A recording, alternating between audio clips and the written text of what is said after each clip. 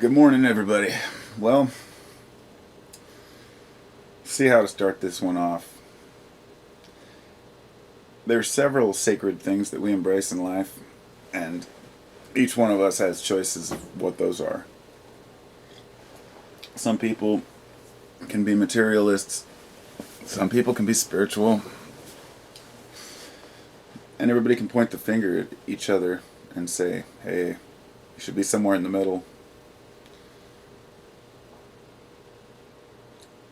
But what I really wanted to talk about here was the answers to our questions. The big questions, alright? Not the petty little questions or the what ifs. I guess the what ifs are part of it, but the unanswerable truths, the ones that we know. Well, I'm not going to say we know. I'm going to say the ones that I assume can never be known. And I know that folks would say that they think that everything could be known. I know that some people really believe that humans have the capacity to understand where we come from, the meaning of life, the size and duration of space and time. But that's just the silliest notion I've ever... as a human, I have to say I just don't know, but I can't say that we won't know. So it'd be arrogant for me to sit here and say we'll never have the answers.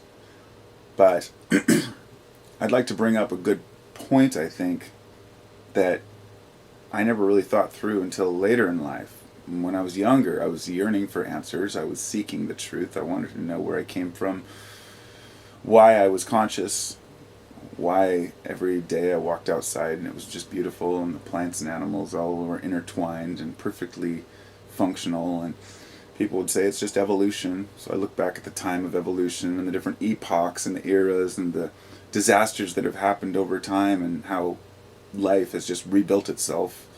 Like it just wants to thrive. That life is just this default mode of our universe. Life wants to exist. All of this electrical or plasma energy or whatever the universe was formed out of coalesced into matter, regardless of whether it's the Higgs boson particle or a crossing of two waves of energy or a vibration, a waveform, or if it's a waveform that becomes solid. All of these things we're trying to discover, but I feel personally in my heart that even if we discover some of the understanding and underlying understandings of what we're made of and what stardust is, we'll never see the whole picture. It's impossible. And that's the one impossibility that I believe in. I like to say that anything's possible. Humans are capable of doing anything. But seeing the big picture of it all is impossible. An example would be that you can never see things through my eyes, because by the very act of you entering my head, you would be interfering with my thought process. Same way with me looking into your head. Two people can never be the same. We can share ideas, but we can never see through another's eyes. That in itself tells me that I can't be 7 billion ideas. I can't think like 7 billion people. I am me. And in the universal picture, there's just larger and larger minds within minds within minds. And that's the way I see it. It's a waveform. That's the best way I can explain it, I guess. And I don't understand any of it. And when I hear people trying to explain it, to understand really the true nature of humanity, I start to ask myself, is it something we're destined to know? Is it something we need to know? I think we need to know our true nature because we need to know what we're doing. We need to know what we're doing with our time, whether we're worshiping the right God, giving to the right charity. We want knowledge, not for the sake of knowledge, but for the sake of using it to live better. So, folks who don't have much knowledge often point at those who seek knowledge and say you're just seeking knowledge to fill the void, or that you'll never understand the bigger picture, and this is true.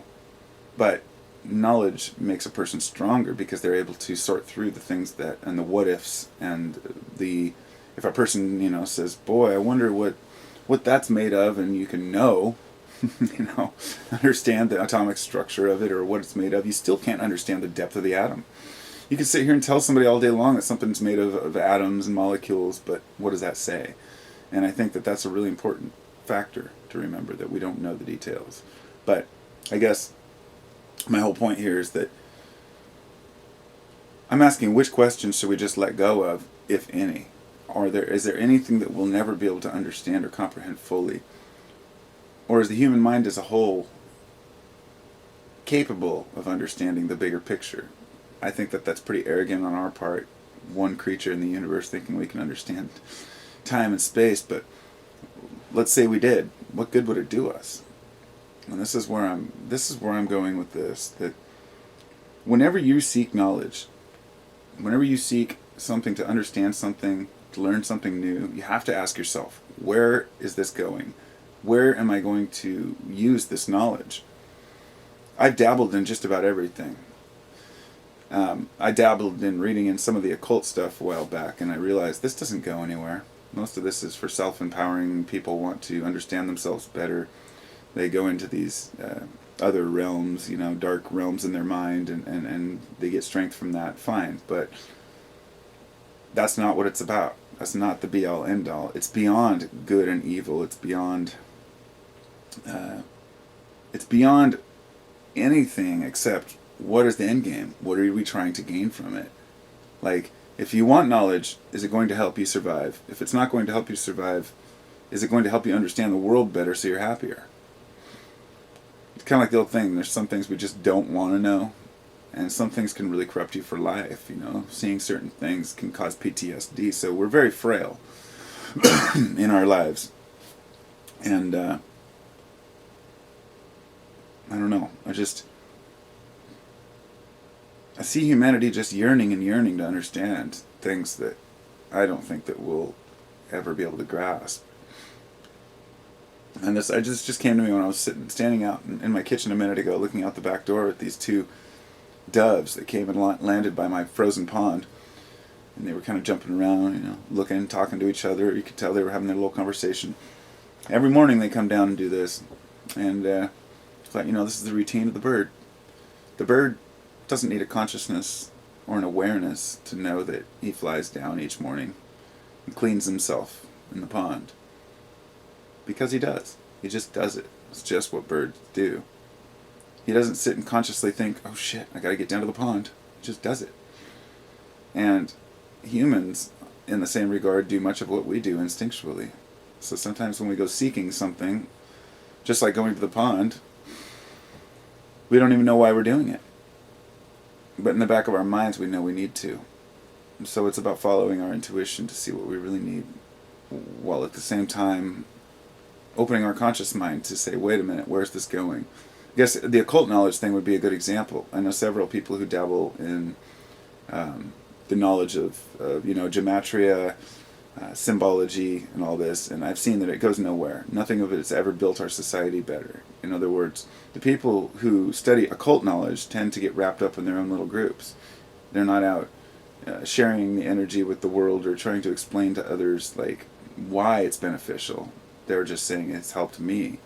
But so it has. That's great. But what is the end game of it, and how does it help you better your life? For a while there, I was studying all kinds of ancient stuff, and I thought, how is this going to help me in today's world, in today's life? If it's history that I don't even really understand because it's been put in books over thousands of years.